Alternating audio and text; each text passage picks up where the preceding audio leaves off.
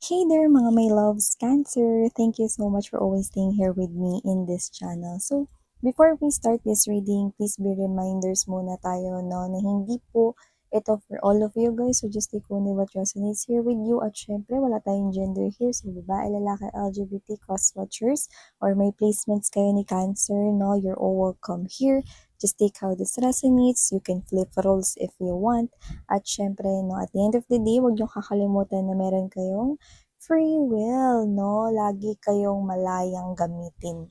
Yan. So, let's see, no? Let's go ahead and check these messages here for you guys. Ano ba yung mga gustong iparating at gustong malaman mo ni universe dito? So, angels and spirit guides, Archangel Michael, maraming salamat for being present here in this reading. This is for my Cancerian people. This is for Cancer, please. Messages for Cancer, please. Messages for Cancer.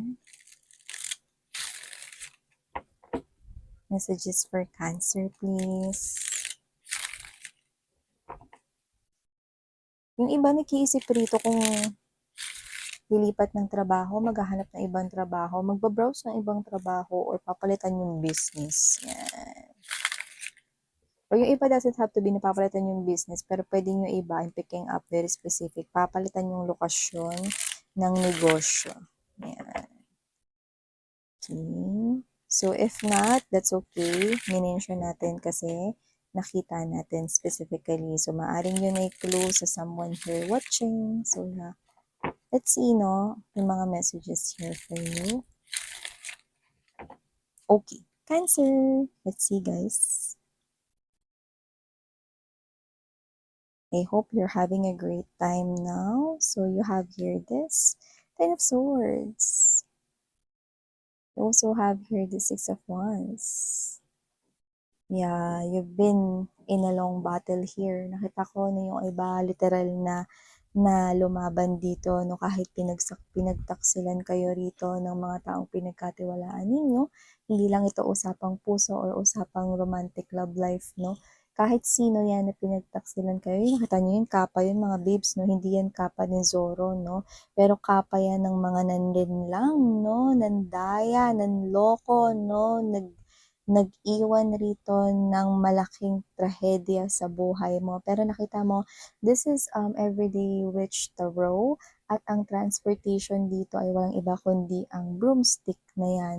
So kahit na no, marami ritong mga sunset moments or mga parang um, endings na nangyari rito which are painful no sa'yo noon, nakita ko rito na pinili mo ritong bumangon, lumaban, no, at iangat ang sarili mo, no, at nakita ko rito na muling sumilay ang araw, no, ang sunset ay naging sunrise with the Six of Wands energy.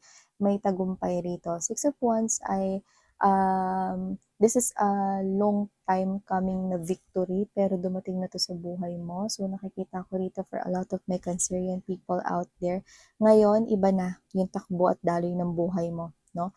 Marami na ritong tao nakaka-appreciate sa'yo, no? Unlike dito sa mga ipinamalas rito ng mga people na pinagkatiwalaan mo in the past, no, malayong malayo na, no, yung dadanasin mo rito or dinadanas mo ngayon na recognition from these people. Look at their smiles, very genuine, very totoo, very true. So nakikita ko rito na meron ka rito mga success na naabot wherein sinishare mo ito with other people, no. So kahit na dumaan ka rito sa mga bibigat at mga may hirap na pagsubok sa buhay mo, pinili mo ritong lumabang, no. Very lakas ng fighting spirit mo rito, no, at nagawa mo pang tumulong sa iba na halos katulad or kagaya ng mga pinagdaanan mong hardships noon. Very good, no? Ang ganda na nakikita ko rito, no? Alam mo mga babes, no, that is one of the reality that people cannot change in the 3D world. 3D world is ito, kung saan tayo nagkikita-kita, naririnig nyo ko, no, ano yung mga ginagawa ninyo, no. This is the reality, this is the 3D world here, no. Hindi maiiwasan na iba-iba ang mga tumatakbo sa isip ng mga tao, no, dahil may kanya-kanya tayo rito na parang approach sa lahat ng sitwasyon at mga bagay, no, at iba-iba rin ang pag-uugali, no, at mga behaviors, characteristics, personalidad na meron tayo, at hindi may iwasan na maka-encounter kayo ng mga energies rito na hindi dapat pagkatiwalaan, no? Pero tapos na ang ganong klase ng chapter rito, no? Lahat ng mga dumarating at darating sa buhay mo, marunong ka na nasalain, no?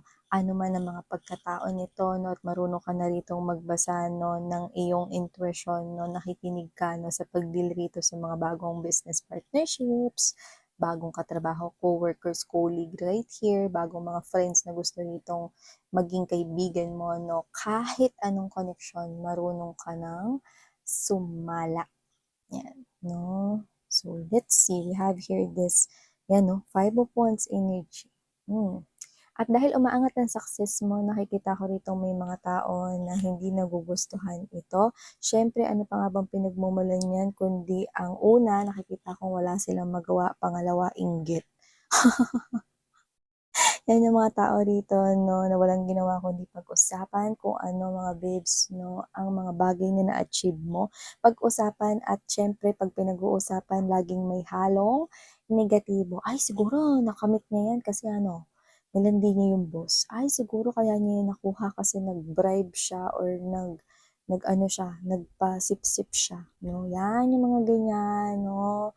So, these people here, you could be dealing with a Scorpio, but doesn't have to be meron kasing ganitong klase ng energy sa reading nila, no? Pero you could be dealing here with any zodiac sign. Na-mention ko kasi maaaring makaresonate kayo, baka gusto nyong panoorin rin yun. So, whatever the case may be, pwedeng may Scorpio placements din, no? Itong mga tao na to naka-deal ninyo, or baka kayo, may Scorpio placements kayo sa inyong birth chart or natal chart. So, I do see, kung sino man tong mga energies na to, no?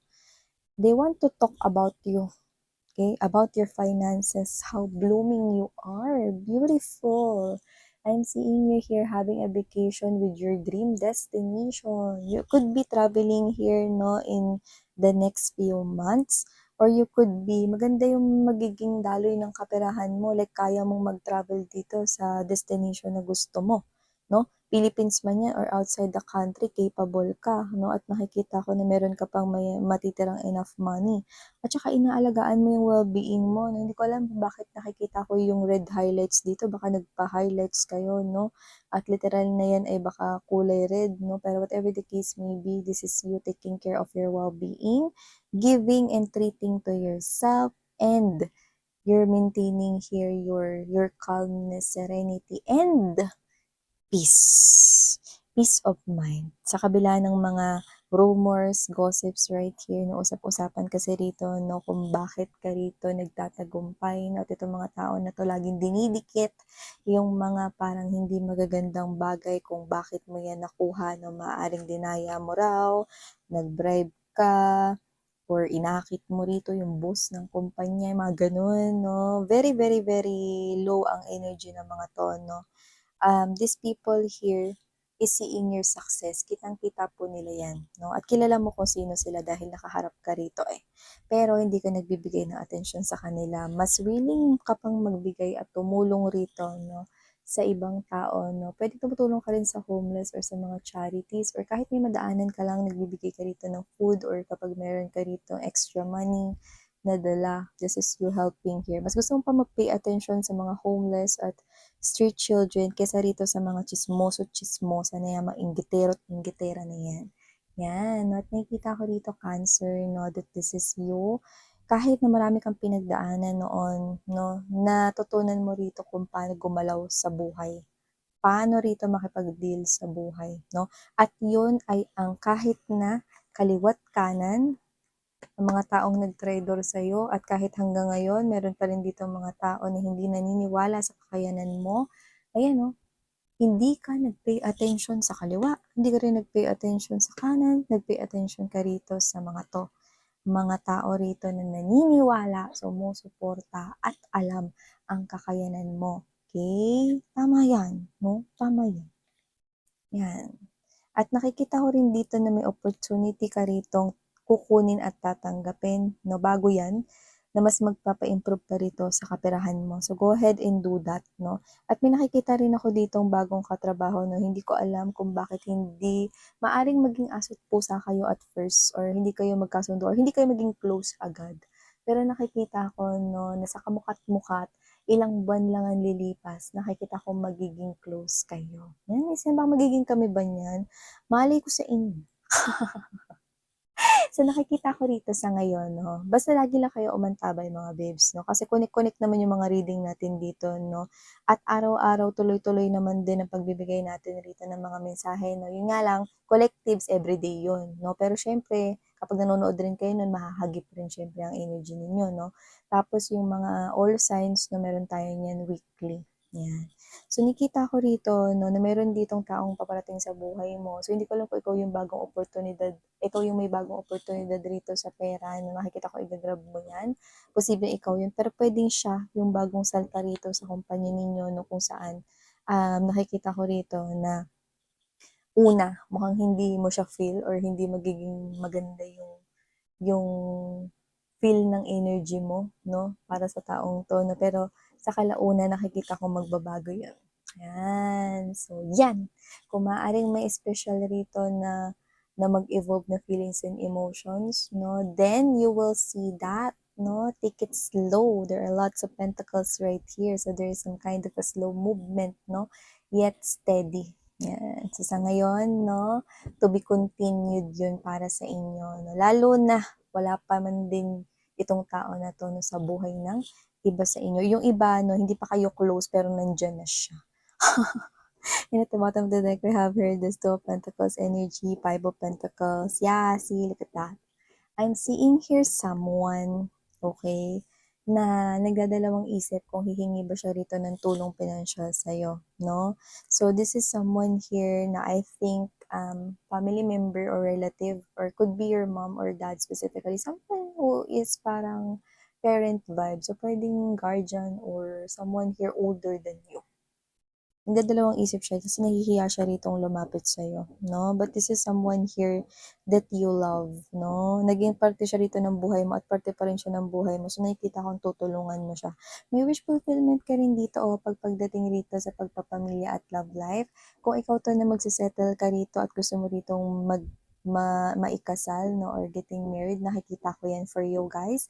You will definitely find someone here, 'no, na mapapakasalan ka talaga, 'no, at magtatayo kayo ng ganitong masaya, happy na pamilya, 'no. This picnic is something here na ito yung person that loves giving you, showing you, his or her affections through ganito, 'no, mga acts of service, 'no, yung mga nakaka-touch na romantic na mga paandar, 'no, or mga pagganap, 'no. This is literally a wish fulfillment here. But for others, I do see na hindi lang yon. I also pick up right here na meron ditong wish fulfillment, 'no. Maaaring wish fulfillment ito ng buong pamilya mo. So, kung ano man yan na parang meron siguro kayong wini-wish as a family or meron kayong hinahangad, 'no, as a family, nakikita ko makukuha niyo yan. So, wow, ang ganda, Leo. Leo? I mean Cancer, 'no? So, yan mga babes, 'no, you might want to you could be dealing here with Leo, kaya natin na-mention. Okay, but I do see right here, no, that you could be dealing here with any zodiac sign. Okay? Leo, from that, no, kasi nakatitig ako dito, this is the sign of the sun, no, the happiness right here. So, you're moving towards here happiness. Okay? At kung makikita mo, no, yung sun doon, no, is tinan mo, sumikat na rito. Yan. So, whatever it is, there is a new beginning here. There's hope. Okay? You will be in a good place right here. So, keep on doing and doing what you're doing. Keep on thinking positive, no, and definitely abundance is yours. Yan, no. May pag-level up sa pera mo. Etong wine at saka yung wine bottle dyan, no, is a symbol of celebration. Meron ka ritong isa-celebrate. Okay? At may kinalaman yun sa pagyabong ng kaperahan mo, no, or may pagbabagong maganda sa career or business mo. These people, they will continue to talk about you, lalo na't umaangat ka. But you're not giving them any attention or even just 0.01% of your attention. So, tuloy-tuloy lang ang pagdedma mo rito, no? Hayaan mo lang sila kasi wala naman silang magagawa rito kundi pag-usapan ka lang. 'Di ba? So, ano kaya kung manood na lang sila ng mga K-drama or Netflix series na para dun sila mag-focus or why not focus in their own lives, 'di ba? So, yeah, keep on doing what you're doing. You're doing great. I'm seeing that you will be in a good place right here, especially when it comes to your finances or money-related things. So, yeah, everything here is good. Thank you so much, Cancer. Sana nga love and light.